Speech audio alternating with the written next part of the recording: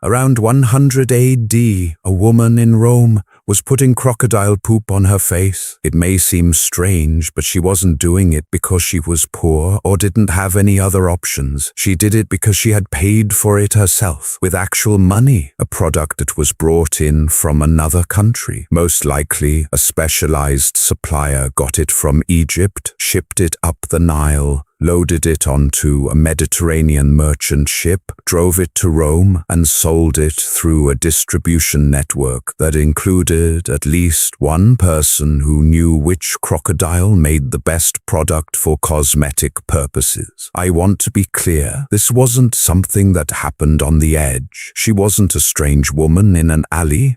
Many Roman medical and beauty books talk about it, doctors recommend it, established merchants sell it, and women from all walks of life, from the upper middle class to the very rich, use it. There was a product called crocodile dung. It had a customer base, it had a chain of supply, and almost certainly there were fake versions that had the poop of other animals in them. Buyers should be careful not to be fooled by these. That was how Rome worked. Rome made an industry out of anything that could be sold. If the business got big enough, someone would try to fake the product and sell worse versions for more money. And if the fakes got too bad, someone made a rule about it.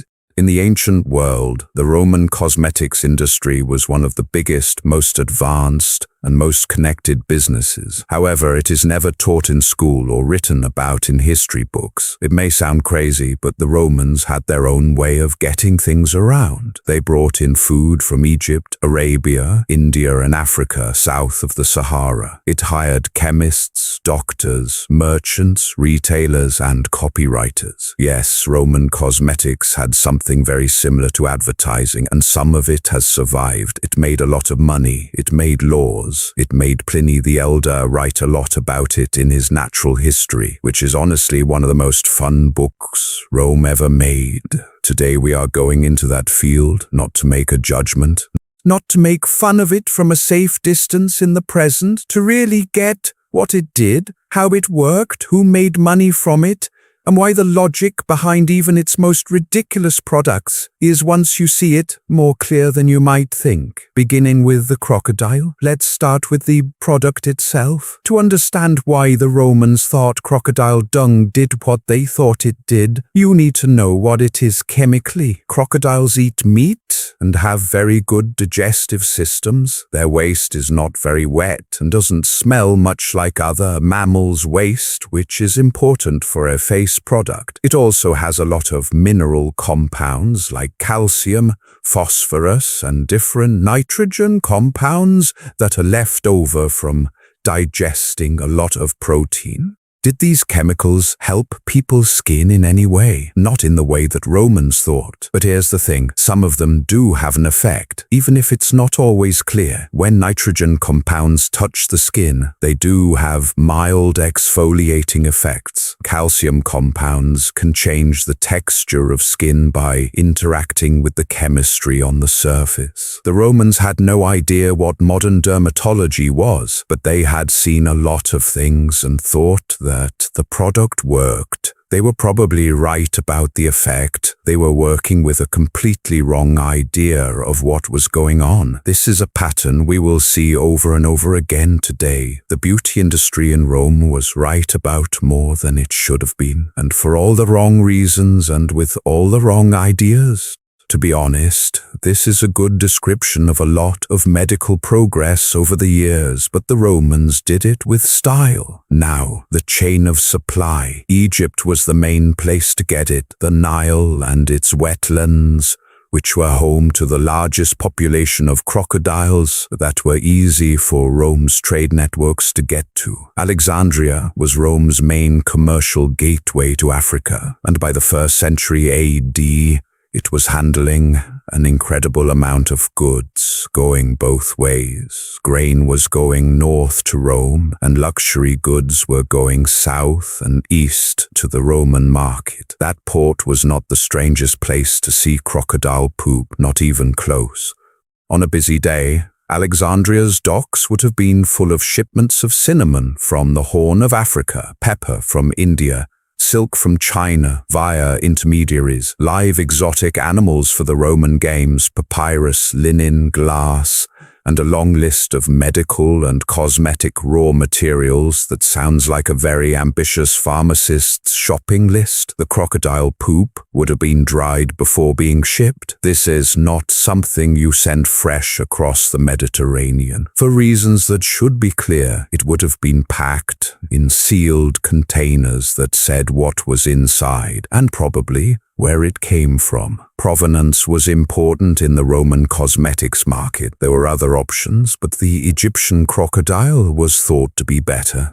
This is because when there is a product that makes money, there will always be someone trying to sell you the cheaper version. The unguentari, or perfumers and cosmetic merchants, were the last link in this supply chain. We've met them before in this series. They ran shops called tabernae, unguentaria, which were usually found on certain streets in Roman cities where their business was concentrated. The street in Rome where the perfumers worked was apparently amazing to walk down. The smell of dozens of shops working with fragrant ingredients at once made for a sensory experience that many ancient writers wrote about. A street that smelled strongly of roses, balsam, and cinnamon was a real surprise in a city that smelled like what we have already said Rome smelled like. The crocodile dung, which had been dried and sealed, would have been stored in the back and mixed to order or pre-made into products that combined it with other ingredients. This was because the Roman cosmetic industry, like any other advanced industry, knew that a product with more than one ingredient was harder to copy and easier to charge more for than one with only one ingredient. That brings us to the formulations. Because crocodile poop wasn't used by itself, it was one of 3 to 15 other ingredients in preparations, each coming from its own supply chain and priced based on its own market dynamics. According to Roman cosmetic theory, each ingredient was supposed to do something specific to your skin. And I want to be clear that Roman cosmetic theory was a real intellectual system. It made sense on the inside. People who practiced it thought of themselves as scientists. And it had one basic idea that once you get it, everything else makes perfect sense. Roman medicine was based on the idea that the body was made up of 4 humors: blood, phlegm, yellow bile, and black bile. The balance of these humors determined health, mood, and looks. This structure did not come from Rome. It came from Greek medicine, mostly from the Hippocratic tradition, and later from Galen, who was the most important doctor in Roman history and who worked hard to use humoral theory in cosmetics. For our purposes, Galen is an important person. He was the Emperor Marcus Aurelius's personal doctor.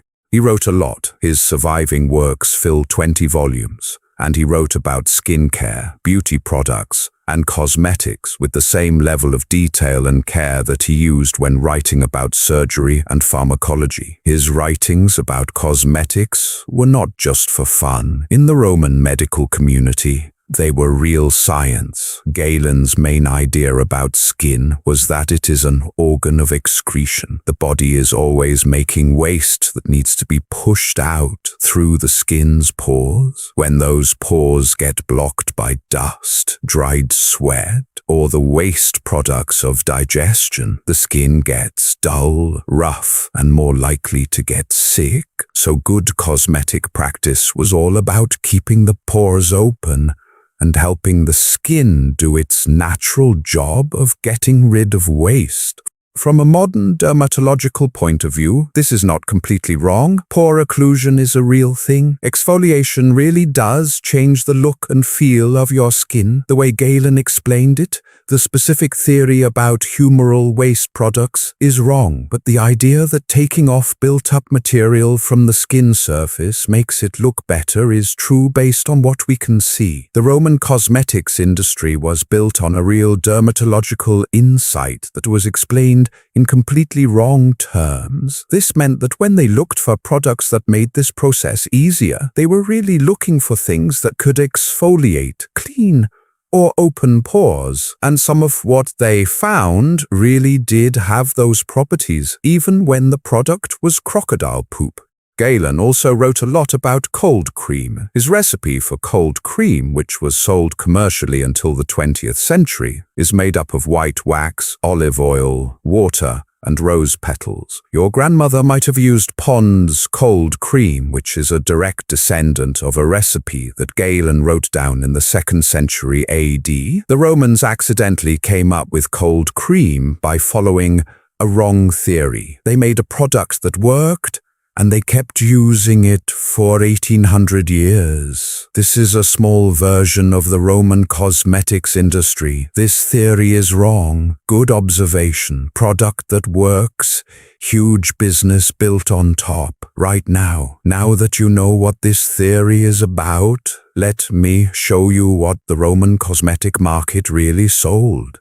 It turns out that the crocodile poop wasn't even the weirdest thing on the shelf. It didn't even make the top 3, and the story of each ingredient's economics, where it came from, how much it cost, who got rich from it, and what happened when the market for it got big enough to attract counterfeiters, tells you more about Rome's business networks than most textbooks do. Let's go through the Roman cosmetic shelf in a systematic way, starting with the weirdest things and working our way up. This is because context is important, and the crocodile dung makes more sense once you know what it was next to, beginning with the items that are actually reasonable by today's standards. Almost everything was based on olive oil.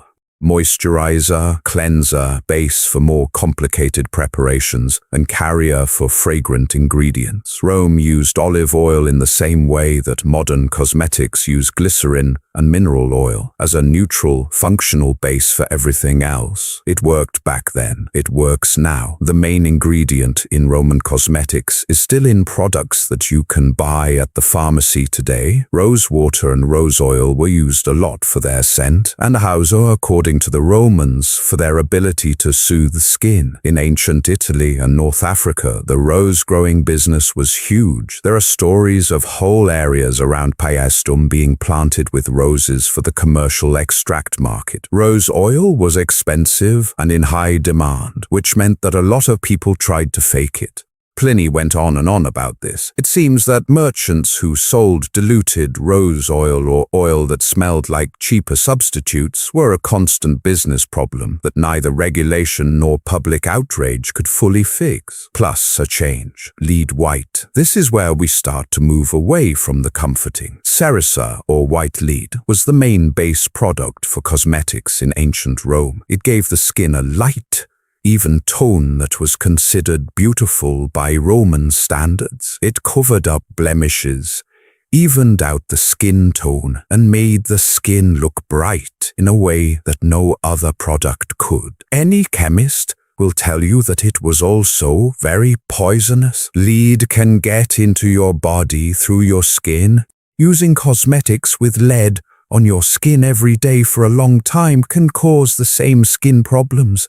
Dullness, blemishes, an uneven texture that the product was supposed to hide. This meant that people who used white lead a lot needed more of it to cover up the effects of using it, which is the most pharmaceutical business model I've ever seen, and Rome stumbled upon it by accident. The Romans knew that white lead could be dangerous. Pliny wrote about how poisonous it was. A number of doctors said that using lead in cosmetics wasn't good for the skin in the long run. The market didn't care much because the short-term effect was great and the long-term effect could be fixed with more product. Does this sound familiar? It should. This is not something that only happens in Rome.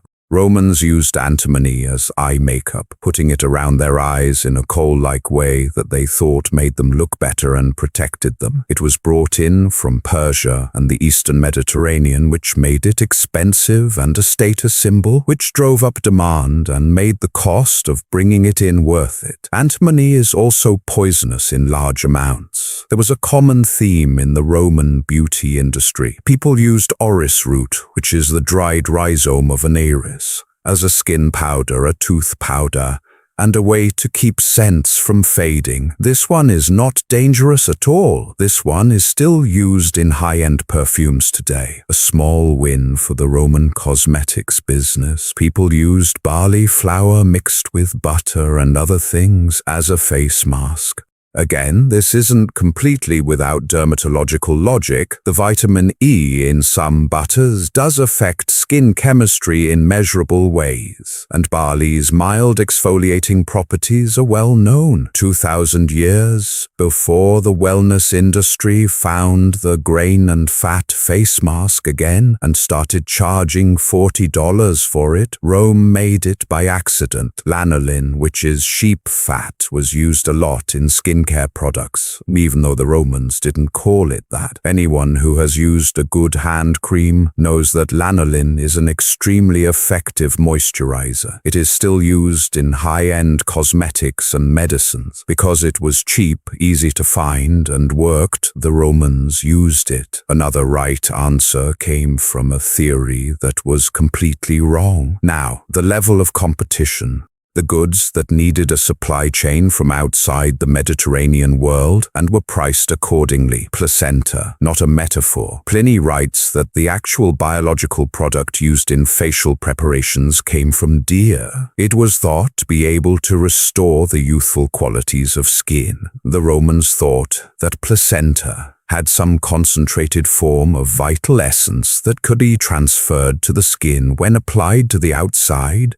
Cosmetics companies today sell products that contain human placenta extract. I won't say that Rome was ahead of its time. This type of ingredient has shown amazing commercial staying power over the past 20 centuries, I will say. Nightingale poop used to keep the white lead foundation looking good and stop it from turning grey, which it did because it was lead. The application was specific. It wasn't a general face treatment. It was a maintenance product for a specific cosmetic issue caused by a specific product. This is how to think about a product ecosystem. The cosmetic industry in Rome had made a problem and was now selling you the answer to that problem. This looks just like a lot of modern skincare brands that I could name but won't. And then, at last, the croc in this market, which already had white lead, placenta extract, nightingale droppings, and antimony eyeshadow. Crocodile dung is not a surprising outlier.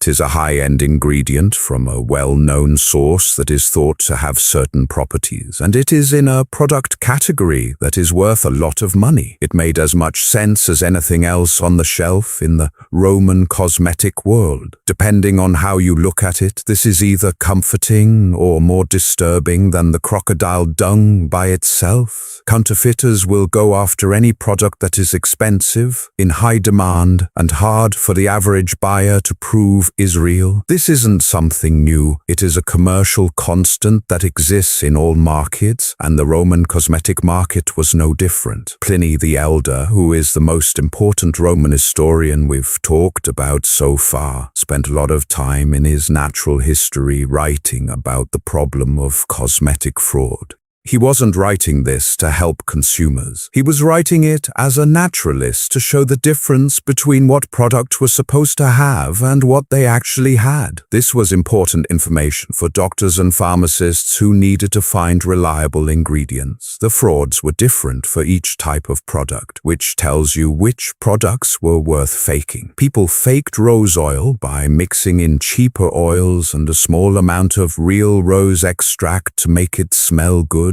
The fake smelled right, but it didn't have the same skin properties or concentration as the real thing. Pliny's method of detection is to put the oil on wool and see how it spreads. Real rose oil spreads out in a different way than fake rose oil. Roman buyers seem to have learned how to use this real analytical method. Balsam, the very expensive resin from Judea that was probably the most valuable cosmetic ingredient in the Roman market, was faked all the time in many different ways, mixed with less expensive resins, mixed with turpentine, mixed with other tree saps that look the same. Pliny gives a few ways to find out what a substance is, such as seeing how it acted when it was dropped into water, whether it floated, sank, or spread out, or whether it became solid or stayed liquid. People who paid Judean balsam prices had to know these tests. Pliny wrote about them, which shows that the fraud problem was bad enough that people could use this information to make money. Fake crocodile poop was made from poop from other animals, which is where the counterfeiting gets really interesting. In Italy, animal waste is easier to get and is dried and processed to look like the Egyptian product. It seems that the Romans had buyers who were smart enough to tell the difference. This means that there was a part of the market that was buying Egyptian crocodile dung, specifically paying more for the real thing, and worried about getting a fake. What does that mean for you? In ancient Rome, someone learned how to tell the difference between Egyptian crocodile dung and fake Italian animal dung. They either sold that knowledge as an authentication service or used it themselves to make better buying choices. There was a need for people to verify crocodile dung. Rome made a business out of authenticating crocodile dung. I have thought about this too much, and I've come to the conclusion that it is either the most ridiculous thing I have ever seen in 2,000 years of history, or, from a purely business point of view, a perfectly reasonable way to deal with a real market problem. Maybe both. As expected, the response to cosmetic fraud was Roman in nature. The aediles, who were the same magistrates who controlled the slave market, the grain market, and basically every other business deal in the city, enforced quality standards on certain products. Sellers who lied about their goods could be fined. There was a legal framework for false advertising, and it was used.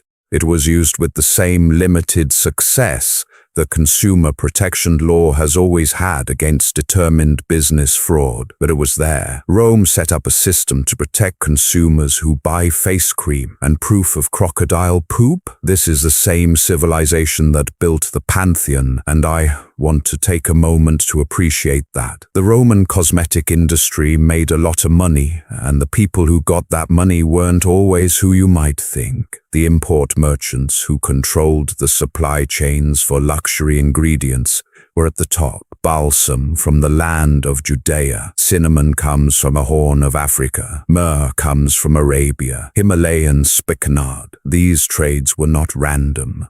They needed money, connections, knowledge of markets in other countries, and the ability to manage supply chains that crossed language, currency, and legal systems. The merchants who did these trades were some of the smartest business people in the ancient world. Some of them ran networks that linked the Roman market directly to trade routes in the Indian Ocean. Archaeological evidence shows that Roman merchants worked in ports on the Indian coast, buying pepper, cinnamon, and nard directly from Asian suppliers instead of through Arabian middlemen. This wasn't a small business. This was international trade on a scale that wouldn't be seen in the West for more than 1,000 years after Rome fell. The unguentarii, who were the specialized cosmetic merchants who took raw materials and turned them into finished products, were one level down. It took a lot of money to run their stores because they had to buy a lot of imported ingredients, and the processing equipment for high-quality preparations was not cheap. Those who were successful made a lot of money. We know this because some of them left behind monuments, inscriptions, and archaeological evidence of comfortable lives that show they were really successful in business. Doctors also played a big role in the industry, which makes it hard to tell the difference between medicine and cosmetics, just like when you look through the skincare aisle at a modern pharmacy. Galen recommended cosmetic products as medical treatments. Other doctors made products that could be used as both medicine and beauty aids. Romans didn't think the overlap was a problem because the theoretical framework didn't make a clear distinction between treating a skin condition and making healthy skin look better. Both were about getting the skin's excretion function back to or keeping it at the right humoral balance. As a result, people with medical training and using medical language sold some of the most popular cosmetics in Rome through networks that included pharmacies and beauty stores. Does this sound familiar? The medically approved beauty product has been a successful business model for 2,000 years because it works, even if it doesn't work on the skin. People whose job titles Rome didn't bother to keep, but whose functions the supply chain needed, were at the bottom of the economic pyramid, but were very important to the whole operation. The person who gathered and dried the crocodile material on the Nile, the camel driver who took it to Alexandria, the dock worker who put it on the ship, the person in charge of the warehouse who put it away, the person who delivered it to stores. A Roman woman put crocodile face cream on her skin every morning. It had already been through maybe 20 pairs of hands on 3 continents before it got to her. There was a cost, a profit, and a small economic life for each set of hands that was built on the Roman market's growing interest in more specific beauty products. The woman putting on the cream was the last person in a supply chain that went from the Nile wetlands to the streets of Rome. People worked along this chain for months at a time, never seeing each other, all in the name of a skincare theory that was wrong about how it worked, but right enough about how it worked to keep the whole thing going for centuries. That is a very short version of how trade works around the world. It was going on in Rome in the 2nd century AD with poop from crocodiles and making a lot of money. This is what I want you to remember from everything we've talked about. The Roman cosmetics industry was not a small part of Roman life. It was a reflection of it. The market for face cream has all the same parts as Rome's commercial economy, but on a smaller scale. There are global supply chains, complicated fraud and counter-fraud dynamics, a regulatory framework that tried to keep up with commercial reality, wealth generation at the top of the distribution, invisible labor at the bottom, and a medically credentialed product that combined treatment and vanity into one commercial category. Rome used the same organizational intelligence to make women's skin look better as it did to feed 1 million people, build roads across 3 continents, and run a very complicated legal system. The cosmetic industry had to follow rules about imports, anti-fraud measures, and the best doctor in the empire was also interested in it. Galen, who treated the emperor's wounds from battle and wrote the first books on Western medicine that would be used for the next 1,000 years, also wrote a detailed guide on how to make face cream. He didn't think this was too low for him. He thought it was all part of the same project, learning about the body and giving it what it needed to work well. For Galen, the fact that one of those needs turned out to be a moisturizer made from crocodile dung was just a piece of information. He was wrong about the poop. He was correct about the cream for cold sores. He was right that scrubbing is important. He was correct in stating that the skin is an organ that necessitates upkeep. He wrote it all down in a way that made sense, could be used in business, and was so important that the basic products were still being made 18 centuries after he died. That is an amazing legacy for a man who also suggested using crocodile poop as a facial treatment at the same time. Rome had a lot of people. It was the most advanced commercial civilization of the ancient world, and the best beauty tips came from the digestive systems of big Nile reptiles. At the same time, both of these things were true. The sophistication and the absurdity were not at odds with each other. They were the same thing seen from different points of view. I think that's a fair way to describe most things people do, like the ones that are currently for sale on the internet for $45 a jar. I don't know if the crocodile poop worked. What I'm saying is that the system that sold it was great, and I'm saying that the difference between that system and the one that sells you activated charcoal face wash and oxygen-infused eye serum is, in theory, smaller than the 2,000 years that separate them. The idea changes, the business doesn't. Subscribe now to be the first to see the next story I'm working on, which goes in the other direction. No luxury, no goods from other countries, no products that have been processed by specialized merchants or checked by experts. The next story is about the man who was in charge of Rome's trash business, the person who dealt with what 1 million Romans left behind every day and was still very rich. His business was so profitable that even the Romans, who weren't very good at trade, couldn't figure out how it worked.